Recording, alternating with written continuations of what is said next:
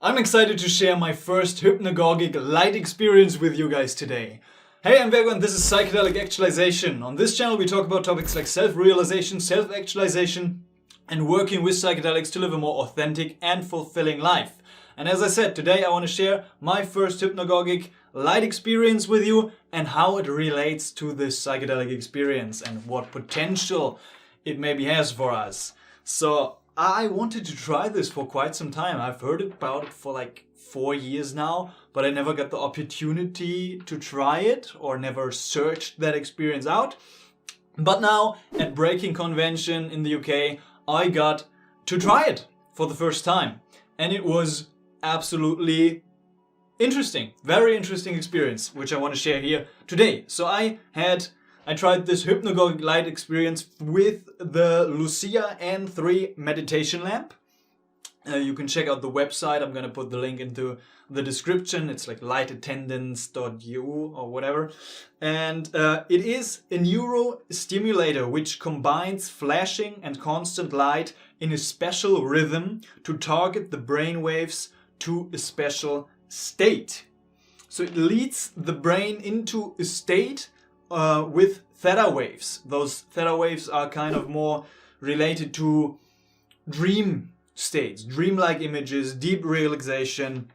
And usually it takes a lot of practice to get into this state. And it's like these highly bright flashing lights, and you kind of have that invoke images and visual or maybe even auditory or hallucinogenic experiences inside of yourself. And it was really interesting. So I tried it for the first time. It was like 5 minutes long, and then we went out again. And later that day I just stumbled into it randomly again, and it was like, yeah, we're gonna do a 20-minute session called DMT. Do you want to join? And I joined, and it was very interesting. It was very, very amazing. Because it was my first experience of experiencing visual hallucinations very intensely.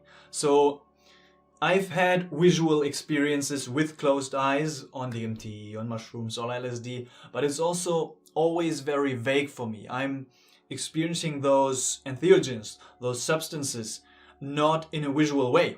I just experience it more through feeling. And I don't get these crazy colors and geometric patterns inside with closed eyelids. I know, weird, but some people are like that, and some people experiences with psychedelics are highly visual. And now this experience gave me a reference point for what many of you guys are experiencing. These highly geometric visual patterns and this highly visual experience. Because I experienced it now during my experience with this lamp, with this meditation lamp. And it was very interesting. I was amazed. I was totally stunned by the experience, in awe, because I've never had such a intense visual experience. And the interesting part is, as this experience unfolded, and it's like this flickering light, I don't know how it works in the brain, but it targets brain waves, right? And then you get into, or I got into state of seeing these, this ever novel, constantly changing geometric happening, which was just happening inside of myself, which is really interesting. So it got red and blue and violet and changed to green, and even the geometry, which I don't know, looked kind of beautiful and sacred in a way, changed also. And I tried to recognize patterns, but it was ever changing and like highly similar to a psychedelic experience and what many people describe in psychedelic experiences. Sometimes it's like deep into the journey, it got even to maybe a visual field of like an imagery of something.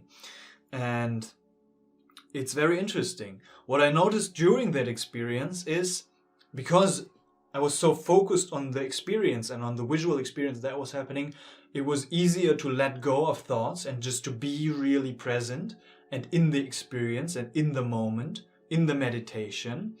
And it was easy to let go into the experience because, I don't know, you haven't drunk an ayahuasca brew, which is kind of nauseating you, or you don't have that fear of actually going into that trance that sometimes accompanies a psychedelic experience, where when you have a high dose experience and you really go into those states, there sometimes is a little bit of fear, and it took courage to actually let go and surrender into those states. But this was just light, and I knew it was just light, and it's very interesting just to notice that, oh, it's like, this is very intense, but it's actually just light, so I can easily let go into that. And yeah, the imagery, absolutely amazing, absolutely stunning. Now I just want to touch on some few thoughts about the potential of where this could go, and the benefits of this experience. Because I was asking myself after that experience, wow, that was beautiful, but what to use it for? It's like, what's the actual benefit of maybe even cultivating it as a practice and bringing it out into the public, or doing it more often? And it's like, first of all, it's deep meditation states, accessing those, and then maybe integrating this experience into your daily meditation practice.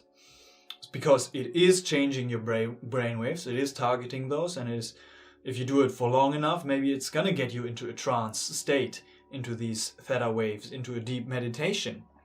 So meditation, as I said, trance and transcendence, even maybe, a transcendental experience, a spiritual experience.